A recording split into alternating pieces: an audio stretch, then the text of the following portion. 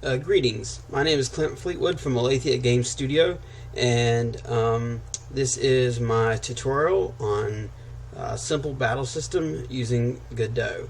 This was requested in the Godot Facebook page, so I wanted to share it with other people. This is a very simple battle system. It's not really usable as is, so I would recommend if you do download the Github that you just kind of use it as an example.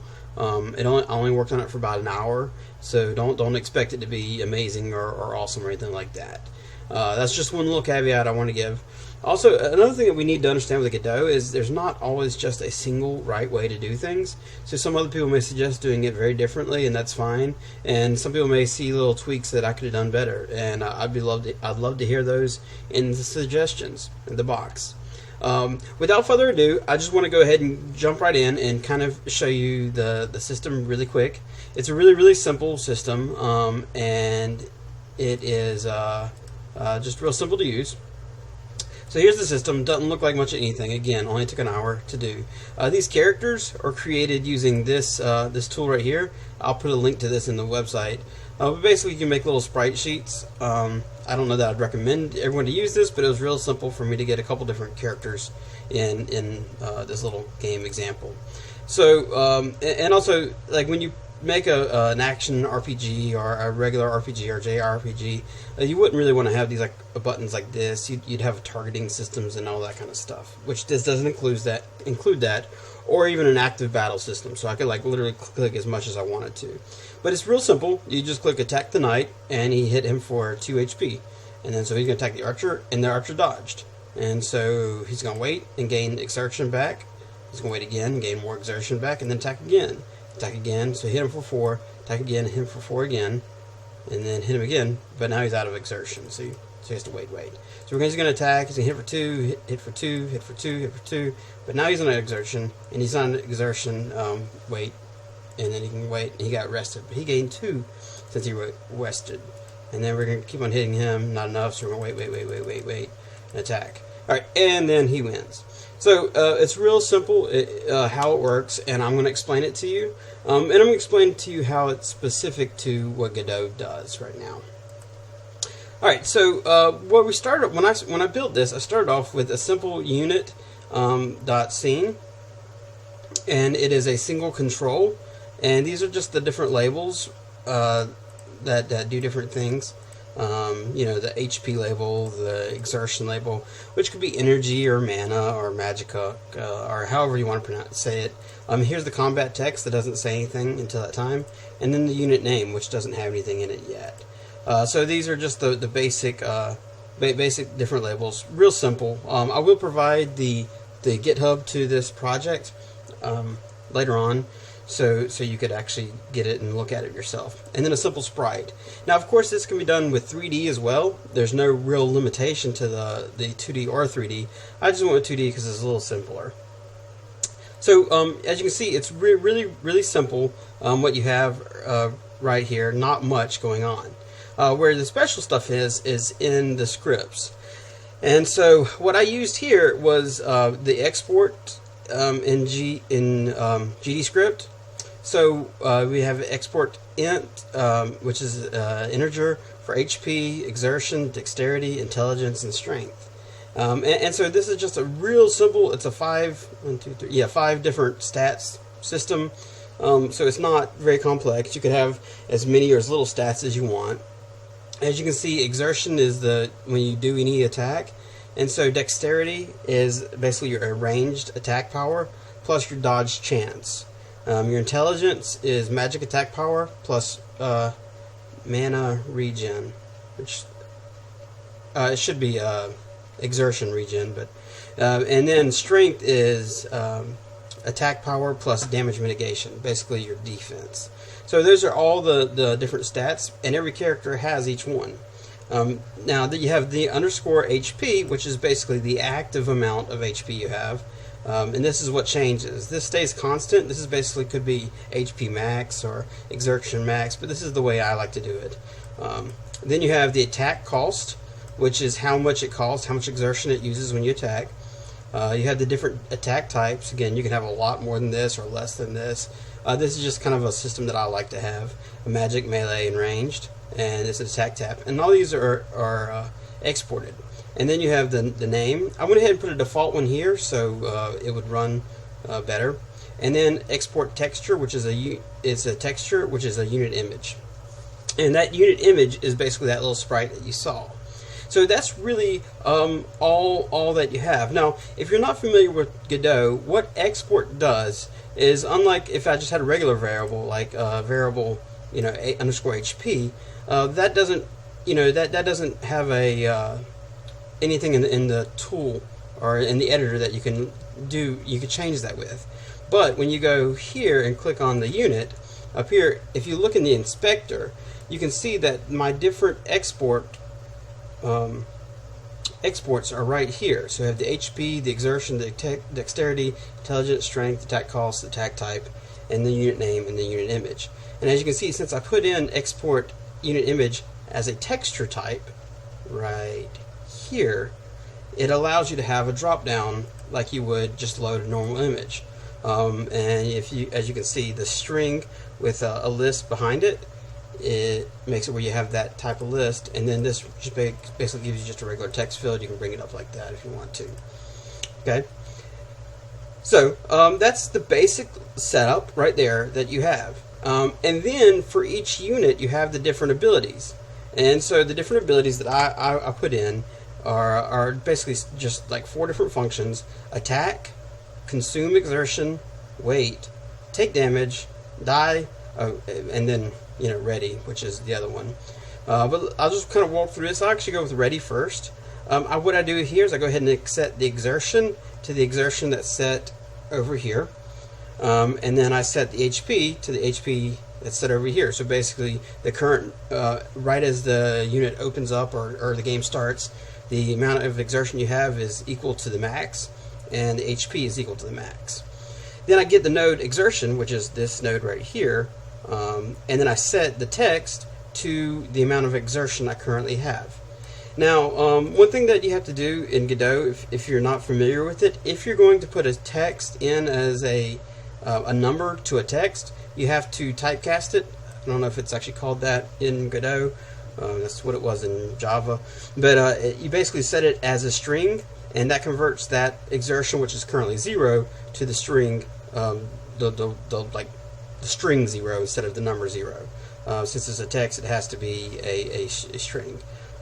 Someone might know a better way of doing it than that, but that's how I always do it anyway. And the same goes here. It sets the unit name, and it sets the sprite, which is a unit image. So these are the things that just kind of pop in whenever you open up the game. Alright, so that's pretty simple, pretty self-explanatory. It just basically sets the parameters. Alright, so here we have attack. Now attack is a target, and the target, which is another unit. So the target type would actually be another unit type. And if it's not, it'd throw out an error. So in your programming you could do some error catching that makes it where that doesn't happen. But for this simple program, it's just, I'm going to assume that I know that I'm sending it a target under attack. This checks to see if your exertion, if you have enough exertion to actually do the attack. If not, it sets the combat text to not enough exertion, wait, and then try again. And then it returns the function. Basically, it doesn't perform the attack. Alright, we should go ahead and set a variable, attack power, and then attack type. If the attack type equals magic, then it looks at the intelligence, and it sets the amount. Same thing with melee or dexterity. That's why these stats can actually do dual roles. You don't have to do it that way you want. Again, with your own battle system, you can do it however you feel like. It's not like this is just the way I did it for this one. You could actually have dexterity plus expertise plus intelligence plus smarts or wisdom or whatever it is that you want to do different combinations. Again, completely free range. There's no real limit with Godot on how you want to do that. So anyway, what I do is here is I got absorbed. Absorbed is how much damage you didn't go through. So that basically it's just a simple calculations of attack power times target strength times 10. That makes it like 10%. instead of straight one off. If you did just one off, it would actually end up being like no enemy could actually hit you if you had a lot of strength. So that makes it basically 10%, and then it rounds it. The total damage is equal to the attack power minus absorption, and then it sets dodge to false. Okay, so with the dexterity, we need to check to see if you can dodge. So it checks from a random range from 1 to 100, and then if your dexterity, your target dexterity times 10, which that makes it basically like if it's 2, it'd be 20. And so if that number is less than 20, it makes it where the dodge does happen. Now, like I said, this is probably not a really good way of doing it. It'd be better to use a d20 or 3d6 dice, but this was just real simple that I could do and show as an example really quick. Also, I didn't put randomize in right here, which I really should have, because otherwise it's basically going to end up with the same results every time. And so this would help it from that from happening. Okay, and so then what it does is after all this is calculated, it tells the target to take damage, the total damage, which is right here, or right here, based on if you're dodged or not, and whether or not it's dodged. Most of the time it'll be false. And then it consumes the exertion. So let's look at consume the exertion first. It just takes the amount, the attack cost, and your exertion equals that, and it sets the text. It's really that simple. And then the take damage is right here. HP equals HP minus amount. That's how simple it is just to make a simple system like that. And then you just say if it's less than 0, or if you're greater than 0, then you set the text. And if it dodged, it says that it was dodged. If it's less than 0, if it wasn't dodged, then it just says how much you lost. If you did get less than 0, it sets die, and says you could print something to do with death here. Get node HP set text dead, and then set node sprite set frame. This number is it's because I didn't want to count. I can show you how I got to that. It's 20 lines down, 20 times 13 across, plus 5, which ends up being that right there. 1, 2, 3, 4, 5. See, it's 20 down, 20 times 13. That's a weird way of doing it, but basically if you have the frames set in the sprite, you could actually change how you do that. And I'll get to that in just a second. But anyway, that basically puts you on a face down frame. And that's basically all that I have. That's everything that it does. As you can see, you can actually, what will happen is the target, which is also a unit, so you send this to the target, which is also a unit, so on that unit it calls this function, take damage, not on itself. If I just left it out right here, it would actually be damaging itself. So you got to make sure that you you do make sure that you set it to the target. Alright, so that's basically all you have with the unit. But this unit doesn't have any information. Everything's set to 0. The attack type is magic, but it's not. That's one thing that when you use exports you have to be careful with, because all these values are actually null right now. It's not, and that makes it can be a little confusing, even though it says 0, 0 magic. Until you've done this, it's set to null. And I'm not 100% certain if that's with like the drop downs, but I do know with the numbers they're null until you do this.